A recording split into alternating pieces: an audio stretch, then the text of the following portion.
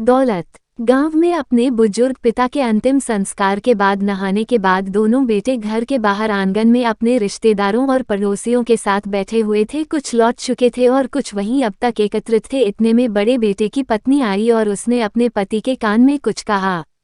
बड़े बेटे ने अपने छोटे भाई की तरफ देखकर अंदर आने का इशारा किया और खड़े होकर वहां बैठे लोगों से हाथ जोड़कर कहा, अभी 5 मिनट में आते हैं।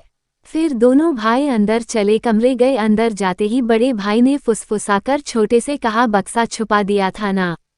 हाँ, हमने छुपा दिया था। चलिए अब चारों मिलकर जल्दी से देख लेते हैं, नहीं तो कोई आसपास का हक जताने आ जाएगा और कहेगा कि तुम्हारे पीछे हमने तुम्हारे बाबूजी पर इतना खर्च किया वगैरह वगैरह। क्यों देवर जी? बड़ी बहू ने कुंटील हंसी हंसते हुए कहा।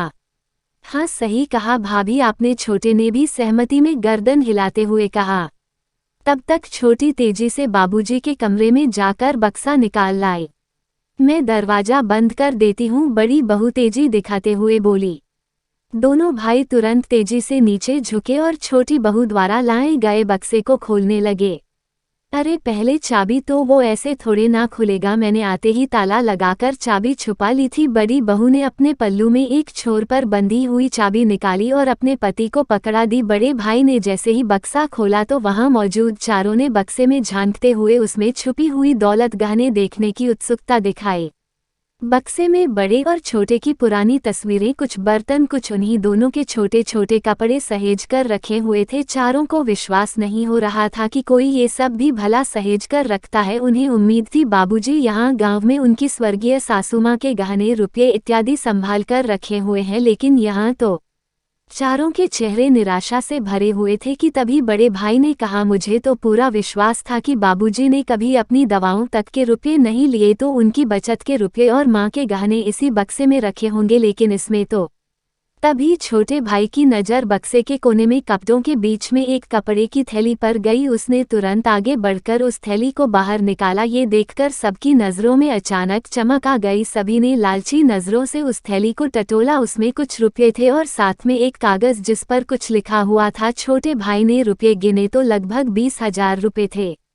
बस और कुछ नहीं है। अरे कागज़ पढ़ो जरूर, किसी बैंक अकाउंट या लाकर का होगा, बड़ी बहू ने कहा। तो बड़े बेटे ने तुरंत छोटे के हाथों से उस कागज को छीनकर पढ़ा, जिस पर लिखा हुआ था, क्या ढूंढ रहे हो? संपत्ति। हाँ, ये ही है मेरी और तुम्हारी माँ की संपत्ति, तुम्हारी बचपन की वो यादें जिसमें तुम शामिल थे, वो पल, वो खुशबू, वो प्यार, वो अनमोल पल आज भी इन कपड़ों में, इन तस्वीरों में, इन छोटे छोटे बर्तनों में मौजूद हैं। यही है हमारी अनमोल दौलत। तुम तो हमें यहाँ अकेले छोड़कर चले गए अपने भविष्य के लिए, मगर हम यहाँ तुम्हारी यादों के सहारे ही रहते थे। तुम्हारी माँ तुम्हें देखने को तरस गई और शायद मैं भी। अब तक तुमसे कोई पैसा नहीं लिया, अपनी पेंशन से ही सारा घर चलाया, मगर तुम लोगों को हमेशा इस बक्से में अनमोल दौलत है जानबूझकर सुनाता रहा। मगर बच्चों, ध्यान देना, अपने बच्चों को कभी अपने से दूर मत करना, वरना जैसे तुमने अपने भविष्य का हवाला देकर खुद को हमसे दूर किया, वैसे ही। बच्चों, दुनिया का सबसे बड़ा दुख जानते हो क्या होता है? अपनों के होते हुए भी किसी अपने का पास नहीं होना। जीवन में उस समय कोई दौलत, गहने, संपत्ति काम नहीं आते। बच्चों में मरने के बाद भी तुम पे बोझ नहीं बनना चाहता, इसलिए ये पैसे मेरे अंतिम संस्कार का खर्च है। पूरा कागज पढ़ते ही बड़े बेटे के साथ साथ छोटा बेटा भी फूट फूट कर रो पड़ा।